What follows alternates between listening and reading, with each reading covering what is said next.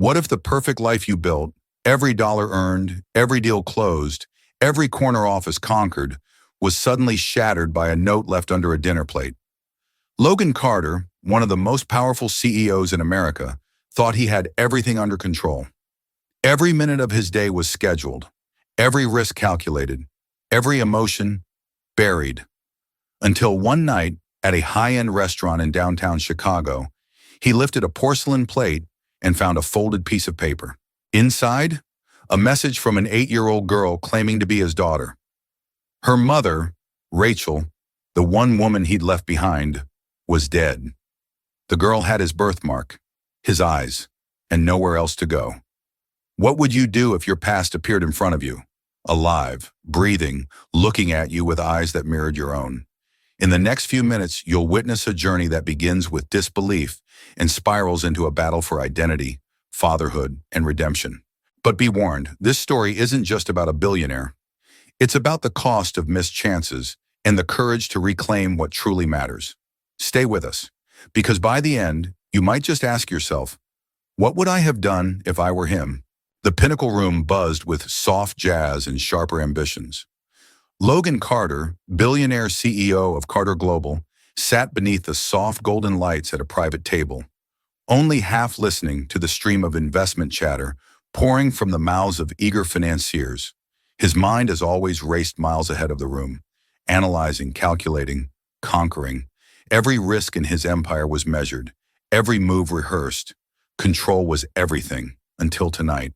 As a waiter in a pressed vest cleared away the first course, Logan's eyes caught something unusual, tucked just under the pristine white plate, a folded piece of paper, creased and small.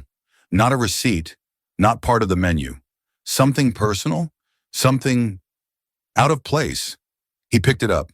Childlike handwriting, neat but uncertain, danced across the page.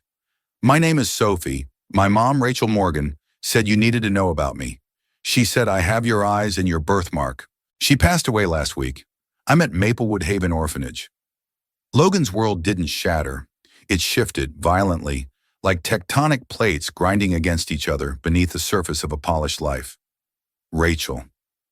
That name hadn't crossed his lips in almost a decade, not since he chose expansion over love, power over presence, logic over her. And now, a daughter? Mr. Carter, regarding our Southeast Asia projections, one of the bankers leaned in. Logan rose so fast his chair screeched backward. I have to go. Family emergency. Family? The word tasted foreign on his tongue. In 20 minutes, his black Bentley stopped outside Maplewood Haven, a modest brick orphanage glowing with yellowed windows and heavy air. But Logan didn't get out immediately. He sat in the car, gripping the steering wheel so tightly his knuckles turned white. What if this was a mistake? A hoax? Or worse, what if it was true? What would you do in his place? Inside, a weary woman in a cardigan led him down a long hallway. Rachel instructed us to contact you if anything happened, she said gently. She kept your information, though she never used it, not even when she got sick. Where is she? Logan's voice cracked. I'm sorry, Mr. Carter. She passed 9 days ago. Her daughter, Sophie, is waiting. The door creaked open. A small girl stood quietly, arms folded, a tiny suitcase at her feet. Blonde hair framed her delicate face, but it was the eyes, icy blue, calculating, curious, that made Logan freeze. His eyes, no question, no test needed. She stepped forward and lifted her sleeve. There on her wrist was a crescent-shaped birthmark, just like the one beneath Logan's watch. Hi, she said softly. I'm Sophie. For a man who had silenced boardrooms with a glance, Logan Carter couldn't summon a single word. What would you say if the child of a love you abandoned suddenly stood before you? The orphanage director, Mrs. Bennett, cleared her throat awkwardly. Perhaps you'd like a moment alone? He nodded. The door closed behind her with a quiet finality. Logan crouched to Sophie's level, unsure where to begin. How did you find me? Sophie's fingers twisted the hem of her sweater. Mom kept a box. It had letters, photos. She showed me your picture before she got too sick. She never told me about you, he said, equal parts regret and anger pulsing beneath his voice. She said, you had your own life. that you were building something big. She didn't want to interrupt it. Silence. Do you miss her? He asked, the question feeling small and useless. She died 9 days ago, Sophie replied matter-of-factly. Of cancer. I was with her. 9 days. Logan had closed a billion-dollar deal the day Rachel died. He hadn't even known. Sophie had been alone. Here. He rose suddenly. I want to take her home, he said to Mrs. Bennet outside the door. The woman blinked. Mr. Carter, there are procedures. I have lawyers for that, but I'm not leaving her here. Not another night. Inside, Sophie watched them through the glass, unmoving. You do understand, Mrs. Bennet said carefully, that being a parent isn't just about signing papers. You'll need to be present, patient. Sacrifices will be necessary. Your life will have to change. Do you think I don't know that? Logan snapped, though inside he wasn't so sure. Back inside, Sophie stood silently, her suitcase still untouched. Are you sure you want me? She asked, her voice barely above a whisper. Logan knelt again, breathing hard. Sophie, I didn't know about you. Until tonight, I didn't know I had someone worth fighting for. But now that I do, yes, I want you. We'll figure this out together. For the first time, she smiled. Not fully, but enough to shatter every wall Logan Carter had built around his heart. And yet, what happens when the world finds out about her? About them? What secret storms are already waiting outside this fragile peace? We're so sorry to pause here, but this is only the beginning. Now let us ask you, if you were in Logan's shoes, would you have walked away or walked into that orphanage? Why? Do you think Sophie truly believes she's wanted, or is she still waiting for him to prove it? Also, tell us, where in the world are you watching from? And if this story touched something in your heart, we'd be so grateful if you like and tap that heart. The elevator doors slid open directly into Logan Carter's penthouse. The space, sleek, monochrome, surgically clean, might have looked impressive to outsiders, but to the small girl standing beside him, it felt more like a museum than a home. Sophie stepped in hesitantly, her worn suitcase rolling behind her like a quiet reminder of all she'd already lost. She stared at the floor-to-ceiling windows, the marble floors, the towering abstract sculptures. This is where you live? She asked, barely louder than the hum of the city outside. Logan nodded, suddenly seeing the emptiness through her eyes. Not a single photo, no trace of warmth, nothing to suggest a life beyond contracts and acquisitions. Let me show you your room, he offered. But was it really hers? Or just another guest suite? Cold, oversized, impersonal? As he led her down the hallway, a strange thought struck him. How do you create a home for someone when you've never really had one yourself? The guest room was immaculately designed.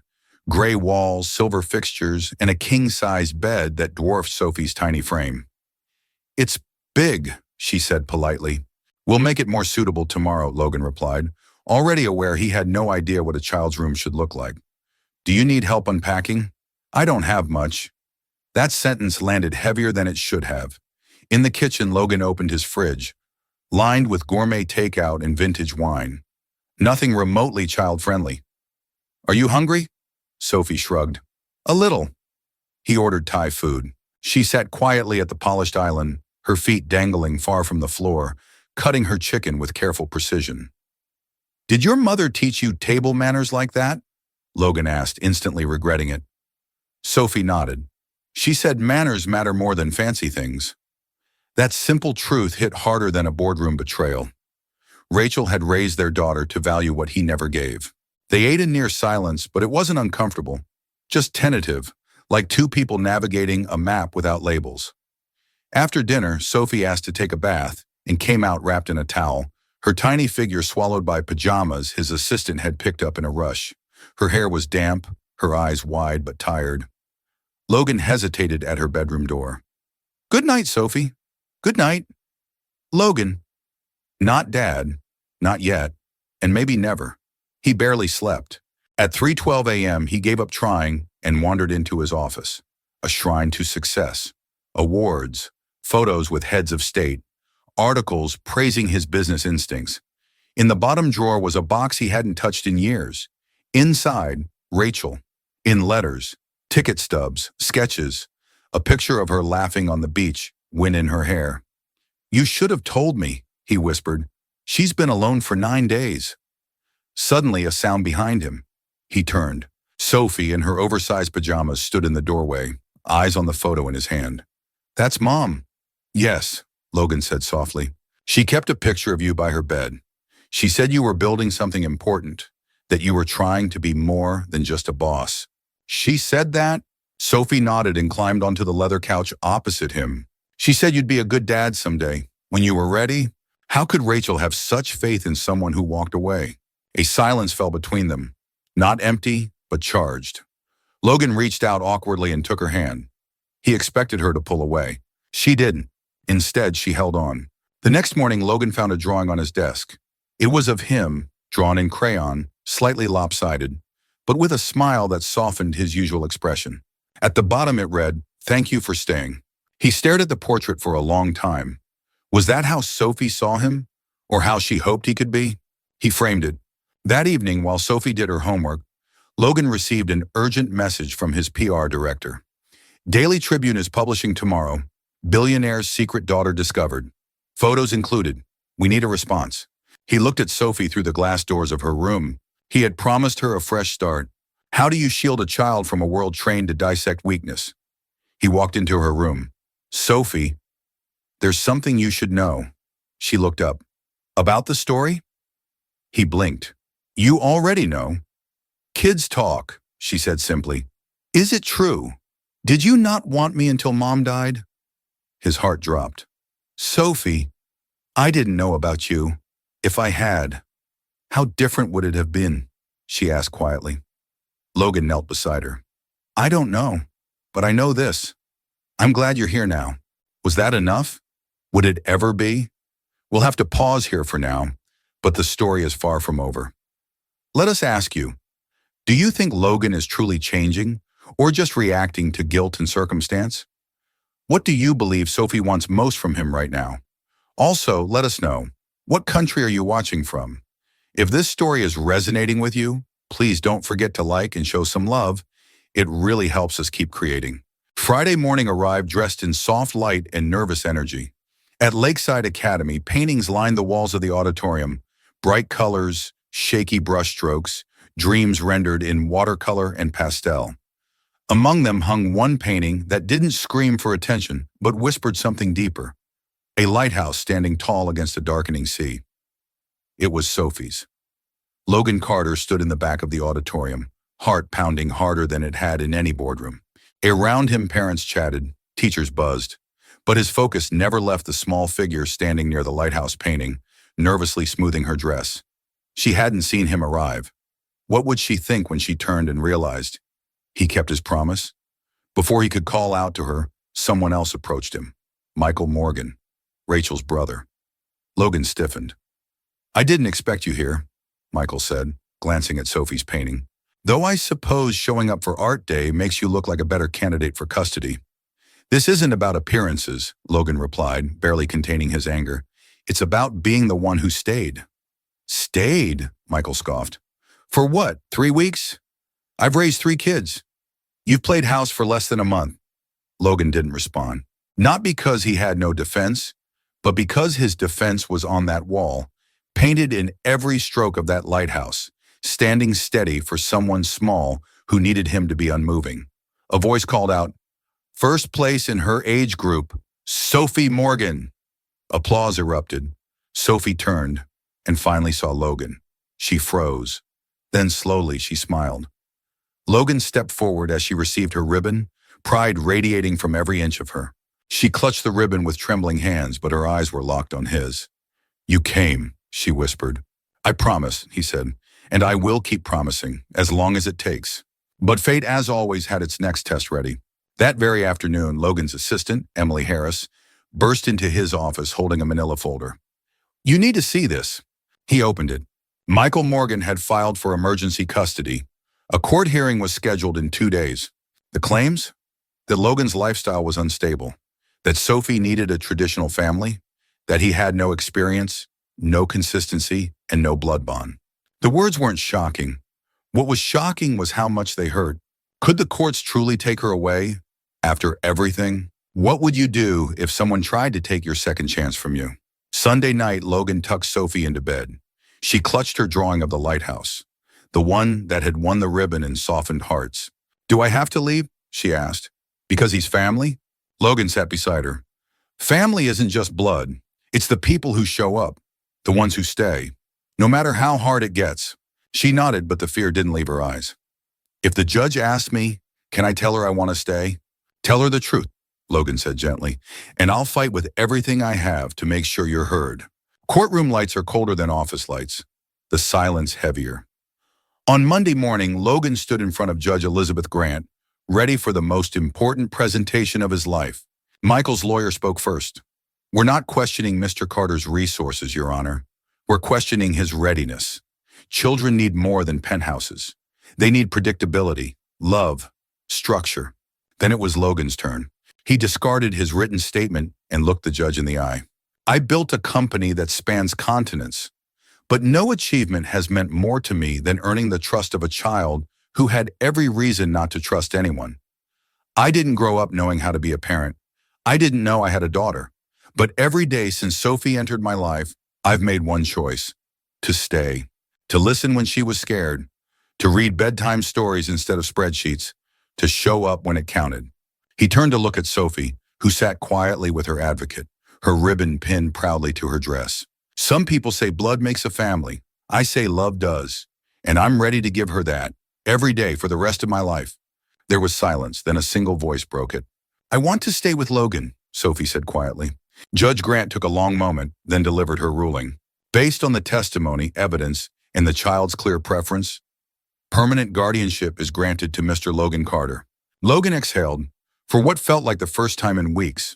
Later that night, as they stood on the balcony watching the city lights flicker like distant stars, Sophie held his hand. I'm not scared anymore, she said.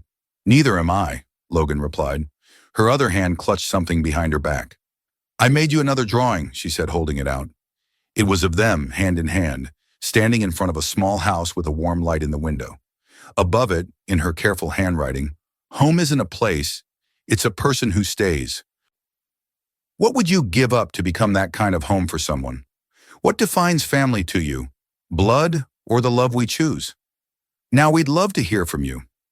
Do you think the judge made the right decision, or was it more complicated than that? If you were Sophie, what moment would have made you believe Logan was truly your family? Tell us, how did this story make you feel? If you loved it, comment 3 below. If you think it was just okay, type 2. If it didn't hit the mark for you, comment 1. We always value your honesty. Also, let us know, what country are you watching from? Please remember to like, tap that heart, and share this story with someone who believes in second chances.